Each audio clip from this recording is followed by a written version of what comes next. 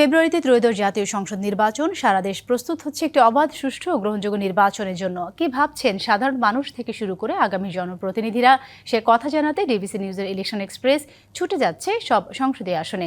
আজ আছে সংসদীয় আসন 195 গাজীপুর 2-এ। আজ শহীদ বুদ্ধি দিবস উপলক্ষে সকল শহীদদের প্রতি বিনম্র শ্রদ্ধা জানিয়ে শুরু করছি সিএসআরএম ডিবিসি ইলেকশন এক্সপ্রেস। এই মুহূর্তে আমরা রয়েছি সংসদীয় আসন গাজীপুর 2। আমাদের সাথে আজকে অতিথি হিসাবে যুক্ত হয়েছেন জাতীয় নাগরিক পার্টির কেন্দ্রীয় সংগঠক এবং এই গাজীপুর 2 আসনের সম্ভাব্য প্রার্থী আব্দুল্লাহ আল মহিন। আমরা কথা বলবো তার সাথে। মহিন, আপনাকে স্বাগত সিএসআরএম ডিবিসি ইলেকশন এক্সপ্রেসে।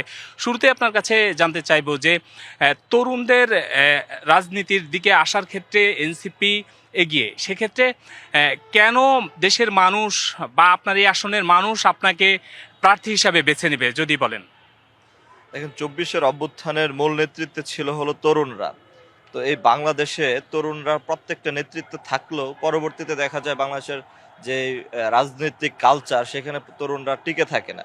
তো 24-এর পর এই মুহূর্তে তরুণরা সবচেয়ে প্রয়োজনীয় মনে করেছে পলিটিক্যাল জায়গাগুলো থেকে তাদের কানেকশন হওয়া। তো সেই জায়গা থেকে জাতীয় নাগরিক পার্টি তথা এনসিপির জন্ম।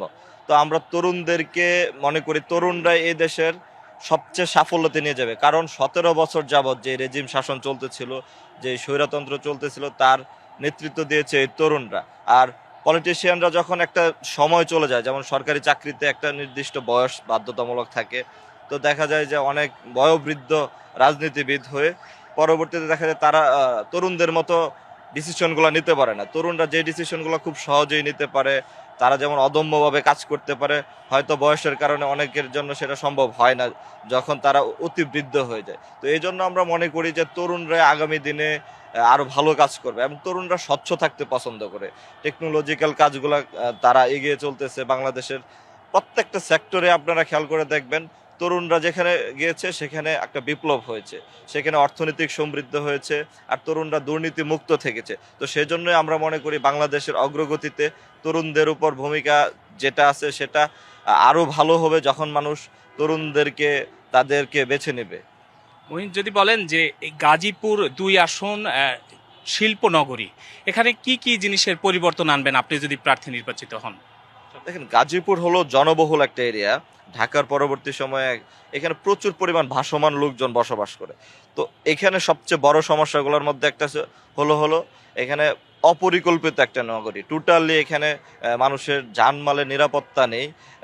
ঘন ঘন আপনার যদি দৈনিক নিউজ পেপারগুলো পড়েন, প্রতিদিনে 2-1টা মার্ডারের খবর পাবেন, যেটা অধিকাংশই গাজীপুরে হয়ে থাকে। আর এখানে শিল্প ইন্ডাস্ট্রি আছে, যেখানে ঝুটকে কেন্দ্র করে, ছোট ছোট ইস্যুকে কেন্দ্র করে অনেক বড় ঝামেলা হয়। তো আমি চিন্তা করেছি আমার জায়গা থেকে তরুণদেরকে নিয়ে যদি আমি এখানে নির্বাচিত হই প্রতিনিধি হিসাবে, সর্বপ্রথম কর্মসংস্থানের সঠিক ব্যবস্থা করা।